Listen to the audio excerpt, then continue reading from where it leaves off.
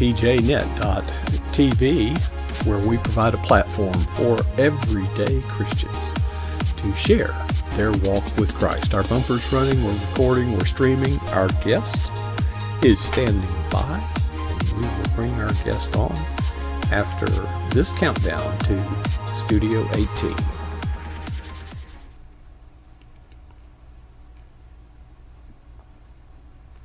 Well, good evening. Welcome. This is pjnet.tv. I'm Coach Prasick, and I am glad to be your host, sitting here night after night, bringing to the screen and into your life everyday Christians who share their walk with Christ. And I am so honored to do so. And tonight, we have a team player joining us, Carla Pollard, from her home in the cool, rainy weather nowhere around Florida.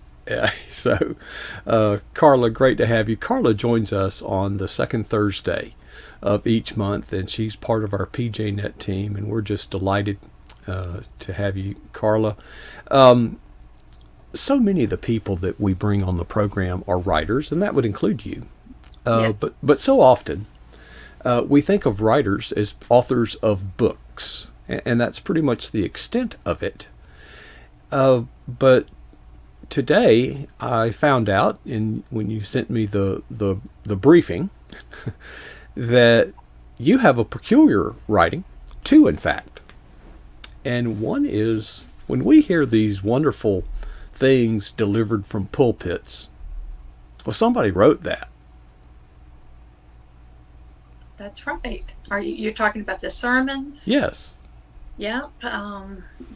At our church, we have a team, and we work together on the content of the sermons, and everybody gets a look, and the preacher, the pastor who is leading the main worship, will put his illustrations, his content, his spin on it. But we do have a team of writers, and one of my jobs that I have with the teaching team is I do the follow-up Bible study devotion that comes out at 11 a.m. on Sunday mornings after the morning worship service.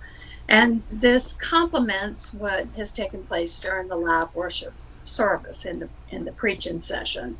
And a lot of times my messages, they won't be exactly what the pastor has spoken about for the week, but it'll be a complement to, or to bring out some different aspect or angle of what he was speaking about.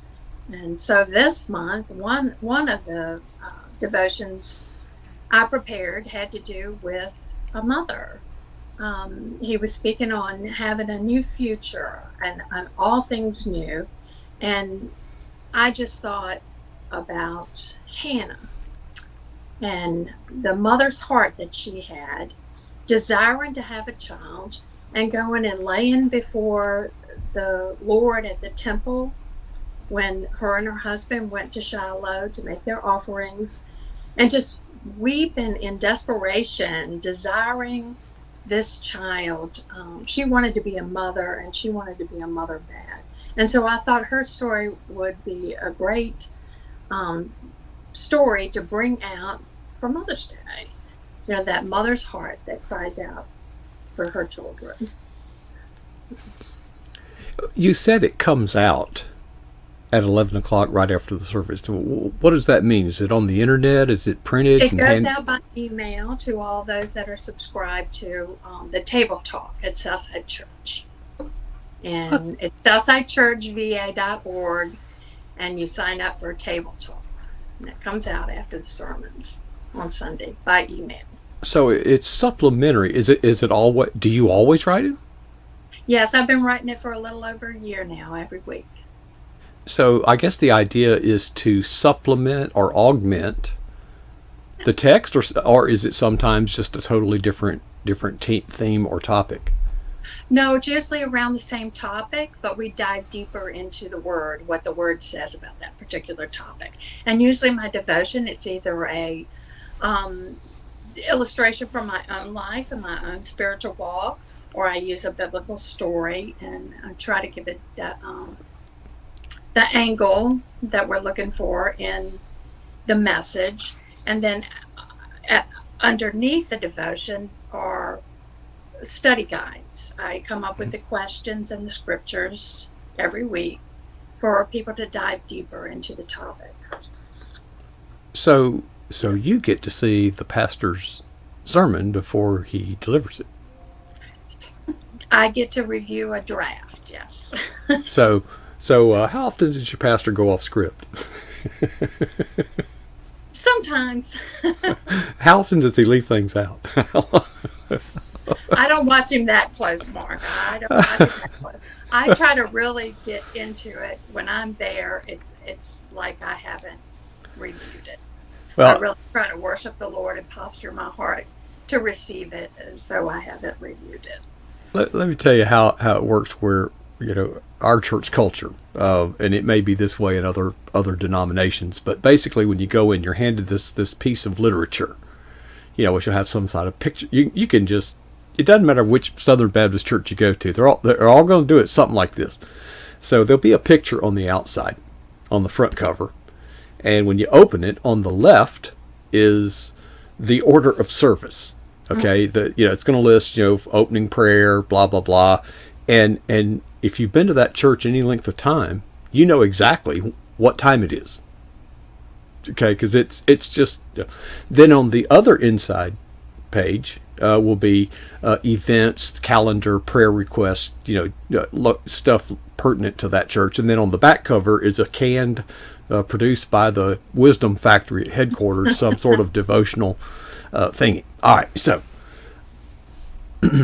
I always open it before the service begins to find out who's preaching, and here's why. I haven't always done that because my wife and I go to church, we sit down, and she says, "Oh, I didn't know you were preaching today." I say, "Who are you talking to?" I was preaching that day and no one told me. Oh no.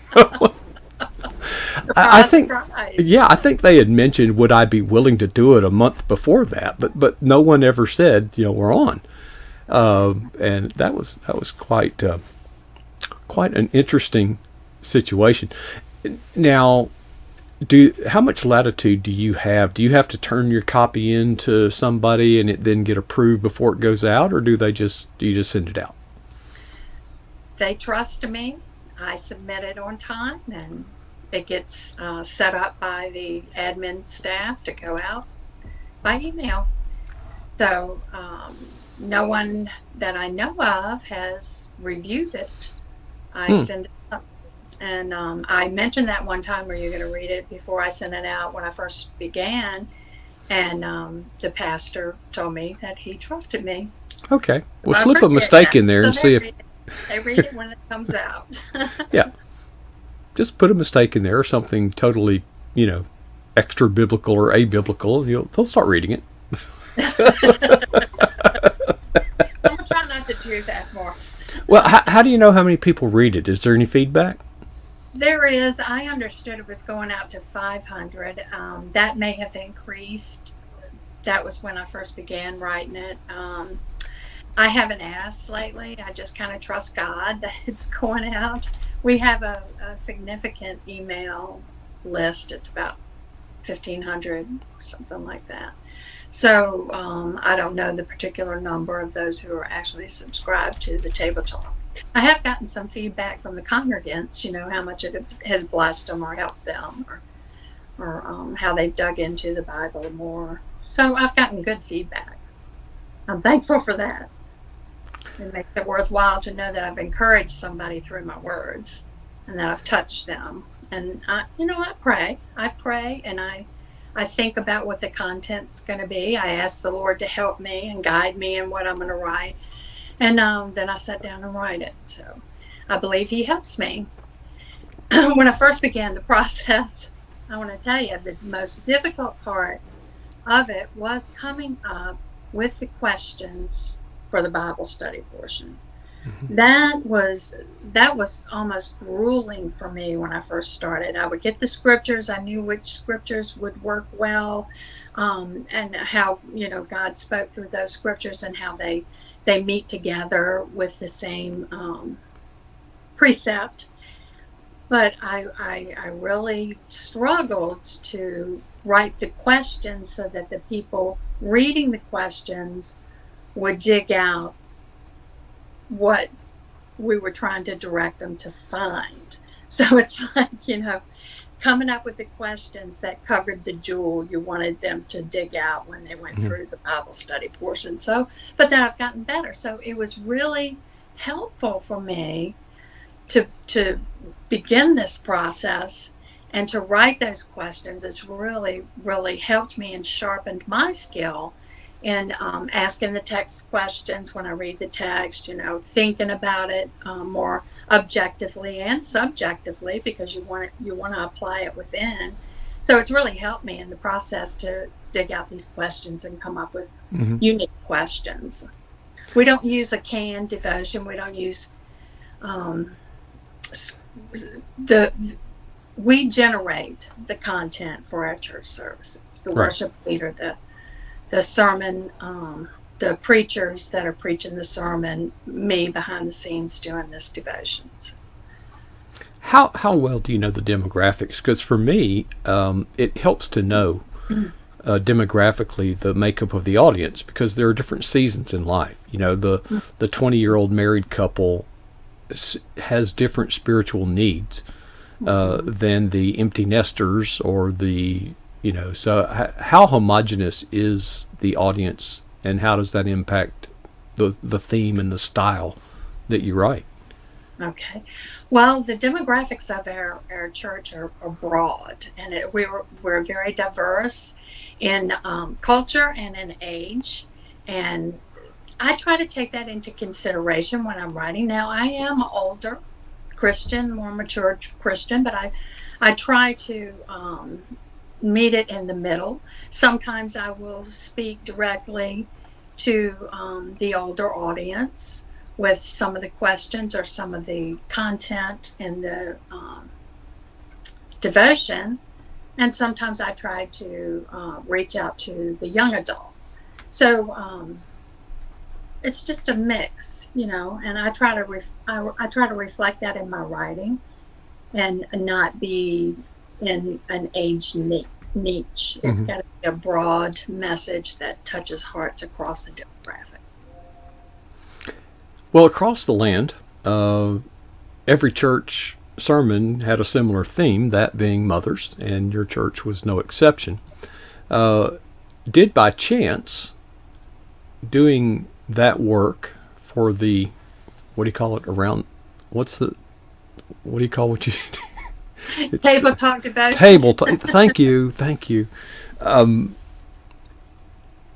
Did that nudge you to maybe do something special for Mother's Day, like write something else, or? Well, for my personal blog, I thought, when Mother's Day comes, we always speak about the mother's love. A lot of people are talking about how the mother loves their child, or parenting, or what's happening within the realm of the mother. And I started thinking about, what? There was somebody said it. I don't know who said it. This is a quote: "The hand that rocks the cradle rules the world." And so I started thinking reflectively on the influence that a mother has in the life of their child. And a lot of times, as believers, we always emphasize the good, and I'm so grateful for that. But for contrast and for clarity and a deeper understanding, I thought, what if we angled that influence differently? What if we spoke to how the influence might corrupt a child instead of nurturing the child in a godly nature? So I did. I wrote a poem. I've written poems since I was a young child. Some of them are good, some of them are not so good. Some of them I hope never see the light of day. But this one I did. I published it on my website, and it's The Tale of Two Mothers. And I feel like it really grabs the essence of how a mother can influence their child. And I think it brings, if you read it, I think it would bring a mother to understand more how we have a responsibility to our children to raise them to be independent, strong, able to live their life on their own. But as believers, we have a responsibility to influence them in the things of God and in a Christ-like character and integrity, honesty, those morality issues and morality beliefs that we need to cling to in life that makes their lives thrive and not suffer, and helps them in their personal interactions with other people, you know. And so I think this poem does a good job of helping to bring that about in the thought of those who read it or hear it. Well, hang on for the very end, okay? No, I'm not going to do a spoiler alert. But Carla, thank you for changing that perspective, because one of the sensitivities that I have is not on Mother's Day and Father's Day is not everyone had a good experience. And so often we idealize and romanticize, you know, the ideal father or the ideal mother, but so many can't relate to that.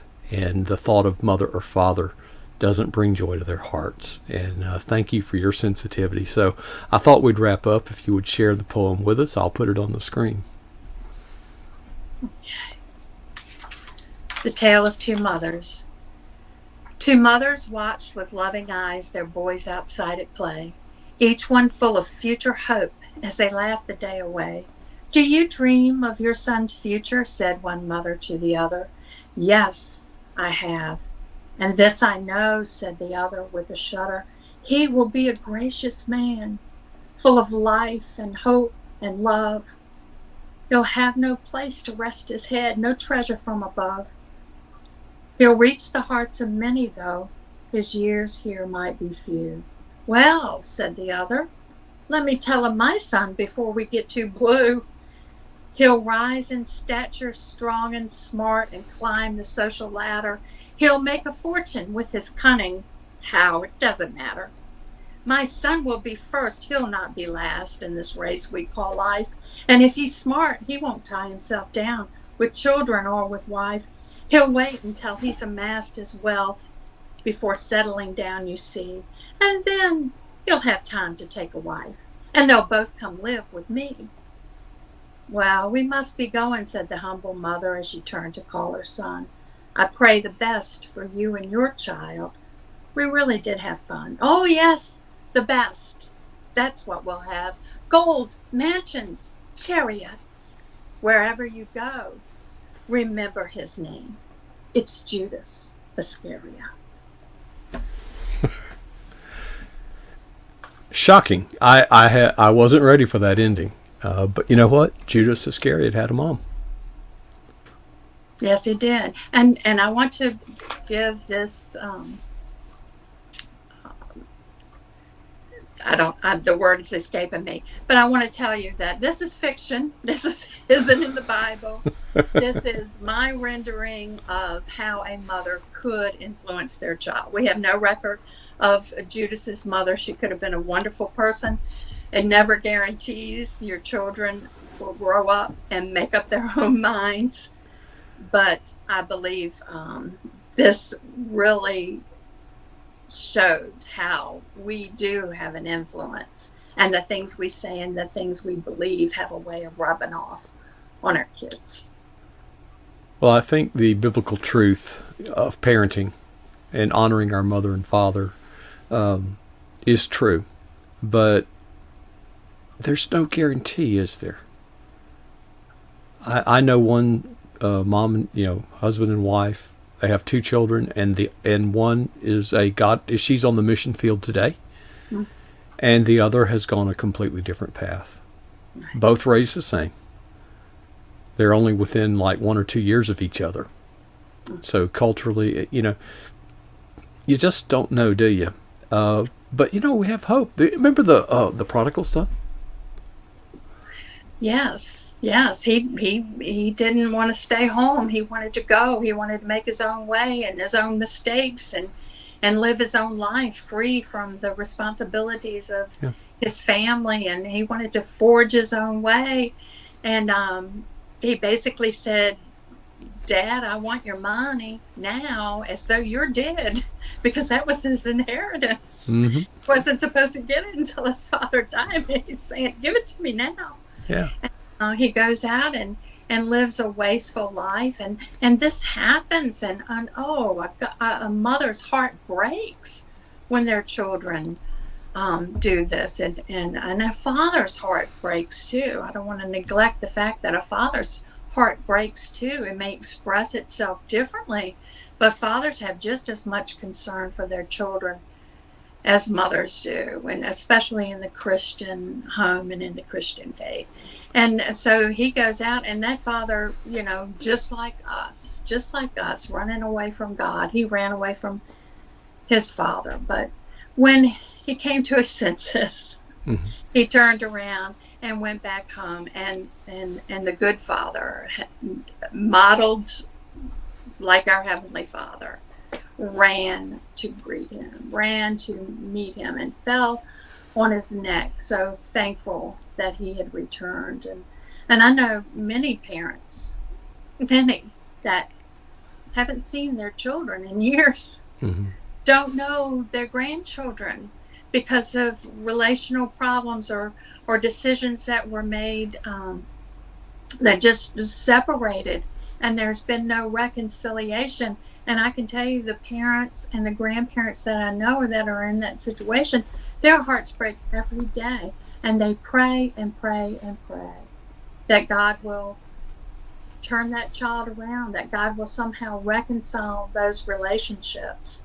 The most important relationships we have are that with our families. And, that's where the devil comes in to destroy that, because the family is a picture of the plan of God. It goes all the way back to Genesis, when he created family first, male and female, to multiply, to have children, and to be that family unit. Just like the Father, Son, and Holy Spirit are in perfect relationship with one another. There was, back in the beginning, the design was for us to be in perfect relationship within our families. But the enemy came in, and now we're robbed, and some of us are robbed of our children and our grandchildren. And it's a sad affair. It's a brokenness in our society. And sometimes we can be so broken we don't know we're broken. And the takeaway, I believe, or for me, is that as parents and as a church body, together we can raise our children in the fear and admonition of the Lord, and they have choices they make later but we got to give them something to come back to, Carla. Some anchor. That prodigal son had to return to something that he knew was desirable. Carla, we've run out of time. That wonderful poem, thank you. For sharing that with us tonight. You can find it. I'll put your website up there once again. It's at Carla G. Pollard. Oops, sorry about that. I erased you. CarlaGPollard.com. And Carla, thanks for sharing with us. It's always a blessing, and we look forward to seeing you next time, and I can't wait to hear what you're going to bring us then. Okay. Well, all right. All right, I'm going to erase you this time for real. Okay, here we go. Folks, that was Carla Pollard. Always something special here on pjnet.tv. And the fun's not over. In just a few minutes, J.D. Winninger will be joining us from the Cross W Ranch. And we got a lot of catching up to do with old J.D. Can't wait to hear what he has to share. While we're waiting on him, I propose a challenge to you. Challenge consisting of 2 questions. Here's the first one. What is the boldest thing that you've ever done for Jesus Christ? Second question is, when was that? And the challenge is to never be satisfied with either answer.